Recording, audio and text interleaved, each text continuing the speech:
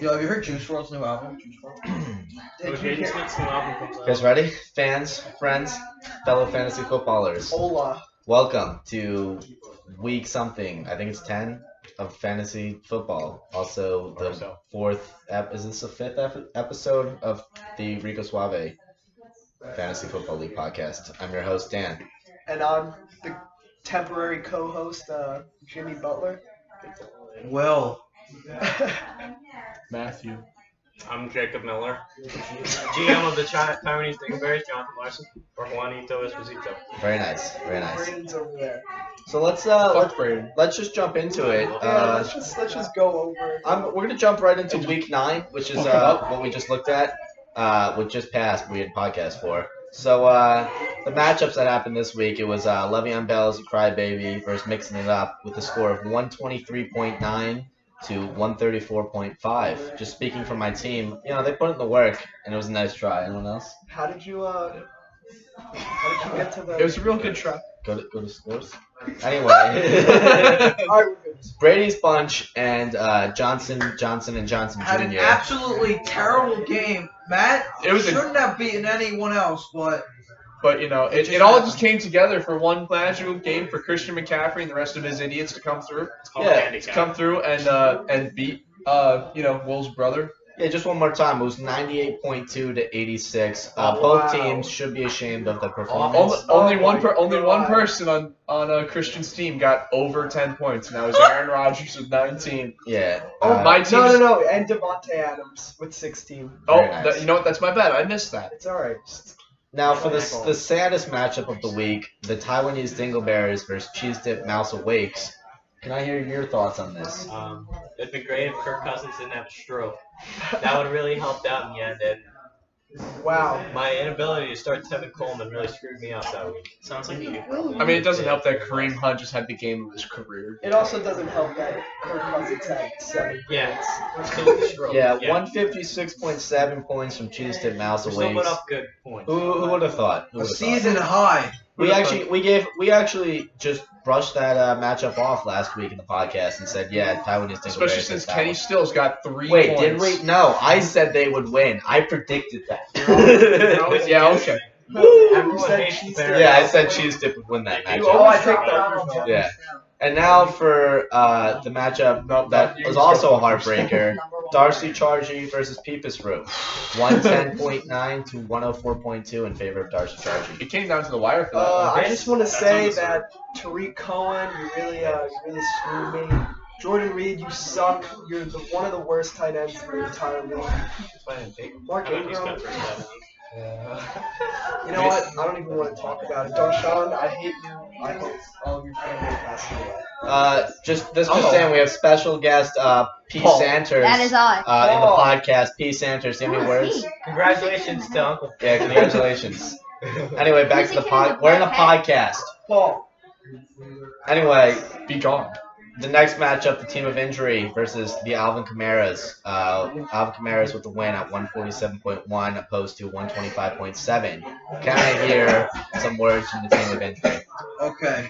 So to start off, Raiders defense, 49ers, terrible game. 3 to 34, Raiders, unbelievable. what was your 1-3 you had when you started the Raiders defense? I thought that You actually started the Raiders defense? I thought that Negative not 5 November points, was ladies going on and and I would take a shot. What are we doing?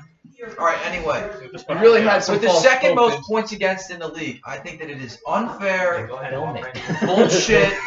Be gone. Take it away. No, What? He's had enough. Wait, can I talk about the trade? The new FTS Pro. Oh, absolutely. We're gonna hear some words. Everybody be quiet. We're hearing words. Shut the fuck up for So talking. Peepus Root came to me with the trade. It involved Travis Kelce and Jordan Reed and No. It was Travis Kelce for Jordan Reed and Tariq Cohen. No, Calvin Ridley. Yeah, and you just said that Jordan Reed is the worst. Yeah, well, I thought I had a chance maybe. Because you needed a wide receiver. You don't think a lot, do you? All right. Look, John said it was an okay trade when he declined. Yeah, the team of injury is 10 people that have been injured this season. He is very, unfortunately, going to be exiting the league next year. He will not be. It's okay. We're in the middle of a podcast. And We're podcasting currently. there's a whole pizza and some wings. You know we're gonna cut this part out. Anyway, can we hear the news from this week? We had some news about Des Bryant this week from our local analyst, Enzo Testa. Enzo, can we hear it? Yeah, so Des Bryant just recently signed with the Saints, and his second day in practice, it appears he has a torn Achilles, so he's going to be out for the rest of the season. I mean, I was sad that the Cowboys didn't bring him back, but, you know, we got Amari Cooper, so Des Bryant, go fuck yourself. And Alan Hearns too. You know, he had a touchdown last week. Alan Hearns, he did not have a touchdown. Anyway, all right, let's jump right into this week's matchups. Week 10's matchups. To start off, we have the Alvin Kamara's versus Le'Veon Bell's a Crybaby. Current projections, because we already played Thursday night games, is 128.6 and 124 in favor of the Alvin Kamara's. Can I hear some words from anyone else about their predictions? I think Kamara's take this home. Let me take a quick look. I think that LaShawn McCoy and Deion Lewis are absolutely abysmal players. Yeah, that is so and true. you will still win. I don't know, Alvin Kamara against There is absolutely zero way Le'Veon Bell's a crybaby takes the win this week. The Alvin Kamara's are. Oh my are God! powerhouse. Tennessee's defense against the Patriots. What is going on here? Anyway, It's gonna be a murder. Switch ups got it. Oh my We God. need a Switch ups have to That happen. GM needs to look over his line. We need a rebuild. He's playing against recruit bots. Big Ben is about the only thing that's going for you right Enzo, now. And Enzo, Keenan Allen. Enzo, you're gonna manage Yeah, construction. Golden Can you reconstruct this fucking team? Because like it Wow, could really yeah. use some work. Dude, I can use it now. I'm Listen, on buddy, you to didn't my even draft first your year, I team. don't know. We can't hear words from you, Mr. Didn't Draft. Anyway, next matchup. Mixing it up versus Brady's Bunch. Currently near even matchup, but the projections are in Mixing It Up's favor. 134.3 opposed to 122.8.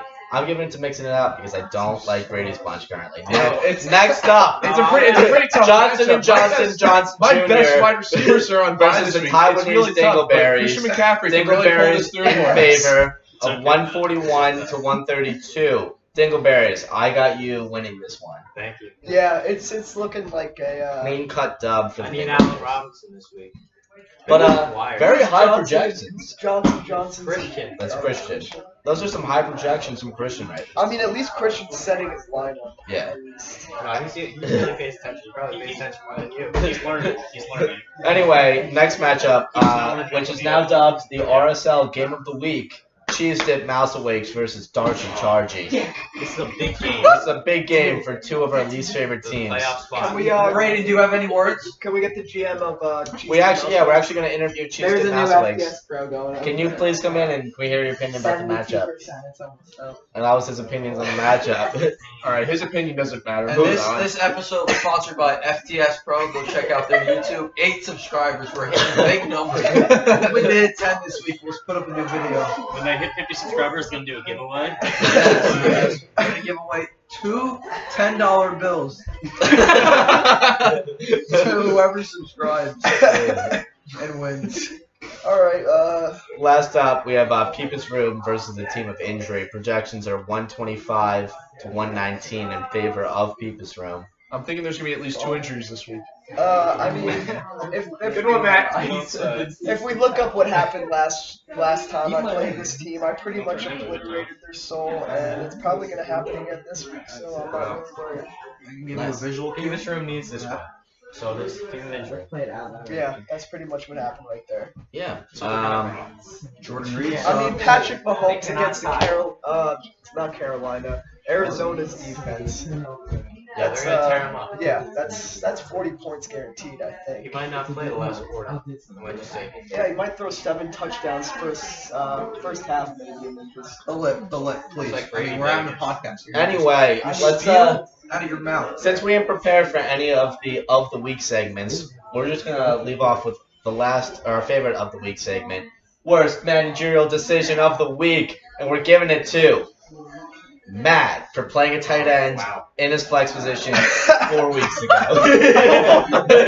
You really thought it was gonna be That is technical, completely irrelevant right now. Pal. That's out of pocket. You thought it was gonna go. That was an honorable mention. Okay. Alright, Yeah. Valencia, can we get something more up to date this time? No, that one still takes the cake for the worst match decision of any week ever. I mean, Especially for the fact that you would have won the game if you didn't do that. That's a fat bet right there. and Yeah. I mean, nobody else really has a problem with their lineup.